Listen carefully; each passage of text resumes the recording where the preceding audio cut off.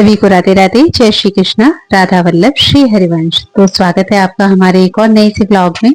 और आज का जो ब्लॉग रहने वाला है वो है हमारा सायंकालीन से लेकर रात्रि तक का जो रूटीन होता है उससे रिलेटेड।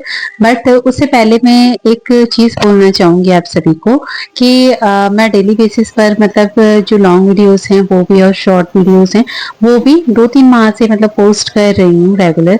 बट मेरे इस चैनल पर मुझे कुछ ज्यादा रिस्पांस अच्छा देखने को नहीं मिल रहा है। तो आप लोग कंप्लीटली वीडियोस को वॉच किया कीजिए, कंप्लीटली सारे ब्लॉग्स को देखा कीजिए जो भी ब्लॉग डेली बेसिस पर पोस्ट होते हैं। आई होप आपको उनसे कुछ सीखने को मिलेगा, कुछ आपको जो ठाकुर सेवा है उसमें कुछ आपको समझने को मिलेगा। तो ये आपके लिए हेल्पफुल रहने वाले, क्योंकि वीडियोस जो है वो बनाने में और उनको बनाकर अपलोड करने में काफी मेहनत लगती है। तो इस वजह से मैंने ये आप लोगों को बोला है, बाकी आप लोगों की मर्जी है।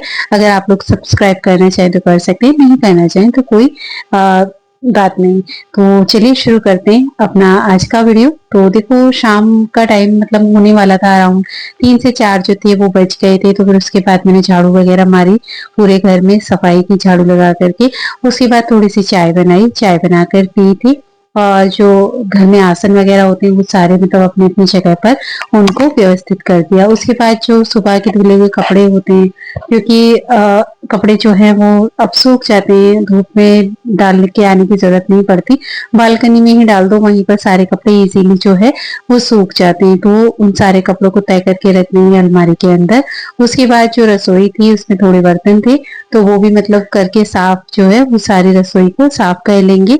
अभी ये हमारी जो है ना आटे वाली टंकी है, तो ये थोड़ा सा इसका ढक्कन जो था ऊपर से वो गंदा हो गया था। तो फिर मैंने इसको मतलब कि खाली किया, और खाली करने के बाद अब इसको भी अच्छे से धो के रख देंगे। होता है क्या है ना कि ऐसी जो बड़ी बड़ी बर्तन होते हैं, बड़ी बड़ी चीजें होती हैं घर की इस्तेमाल करने वाली, उनको 15-20 दिन के बाद अगर धोते रहो तो वो साफ रहती हैं और देखने में भी अच्छी लगती हैं। तो इसी वजह से मैंने भी इसको आज अच्छे से साफ करके और इसको थोड़ी देर के लिए सूखने के लिए रख देंगे। और फिर उसके बाद जो आटा आया हुआ है पिस करके, क्योंकि गेहूं होते हैं इकट्ठे तो फिर मतलब आटा पिसा लो ना उनका, तो उनकी अच्छी रोटियां बनती हैं। तो इसलिए वो आटा जो है वो इसी में रखेंगे। तो देखो अभी हमने धो के रख दिया है, थोड़ी देर में जो है वो सूख जाएगा। अभी रसोई का जो बाकी का काम है वो उसको हम कर लेंगे खत्म, क्योंकि रसोई का जो गैस चूल्हा होता है वो भी आपका साफ सुथरा रहे तो वो ज्यादा अच्छा है। क्योंकि हमारे घर पे दोनों टाइम प्रसाद है ठाकुर जी का, वो सिद्ध होता है। तो आपका जो किचन है, आपकी जो रसोई है वो हमेशा साफ सुथरी रहनी चाहिए, क्योंकि जो रसोई होती है वो अन्नपूर्णा का स्वरूप होती है। तो हमेशा शुद्ध पवित्र रसोई जो होती है वो ठाकुर जी और श्री जी को अत्यंत प्रिय होती है। उसके बाद मैंने स्नान कर लिया था, क्योंकि देखो शाम हो गई है। और उसके बाद लालची के लिए मीठे मीठे जो आम थे वो काट के रख लिए थे प्रसाद के लिए, क्योंकि दूध का भोग शाम को लगाओ, दूध गर्म लगता है बहुत पीने में। तो इसी भाव से फिर हम भी जो ठाकुर जी के लिए यथा संभव हो पाता है, फल होते हैं, फल, दूध प्रसादी, दही प्रसादी, जो भी चीजें, बिस्किट वगैरह जो होते हैं अलग अलग तरह के, तो मैं शाम को जो ब्यारू भोग होता है उसमें कुछ ना कुछ लाल जी को भोग पवाती हूँ। तो देखो अभी हम लाला के लिए जो है दूध सॉरी आम का जो आम प्रसादी काट करके लाए थे उनका भोग पधरा देंगे। और इतने मतलब अपने दीपक जो है सारे उनको साफ अच्छे से करके उनमें बाती वगैरह लगा लेंगे और धूप वगैरह जो है वो सब बना करके रख लेंगे। तो अभी देखो अभी दीप जो है वो प्रज्वलित कर लेते हैं। और ये आ गई हमारी छोटी सी सैली मैली। और सैली मतलब सैली में ना एक ऐसी चीज है कि जब भी पूजा करो तो वो आकर के बैठ जाती है, बहुत बड़े ध्यान से देखती है, जो कि छोटे बच्चों में बहुत अच्छी आदत होती है ये, क्योंकि वो जैसी जैसी चीजें देखते रहते हैं वही चीजें वो सीखते हैं। तो ये मुझे उसकी आदत बहुत अच्छी लगती है कि वो जब भी पूजा पाठ आप करते हो तो आपके पास आकर के बैठती है, बहुत गौर से देखती है और ठीक वैसे ही फिर कॉपी करती है। उसके बाद देखो आरती वगैरह सब कुछ हो गई थी ठाकुर जी की, और आरती करने के बाद में फिर जो शंख का जल है वो छिड़क देंगे। अभी मैंने वृंदावन से लाए हुए सामान का जो भी मैं सामान लाई थी उसका ब्लॉग नहीं बना पाया, जल्दी ही मैं वो ब्लॉग भी शेयर करूंगी कि उसमें हम क्या क्या चीजें लेकर के आए थे।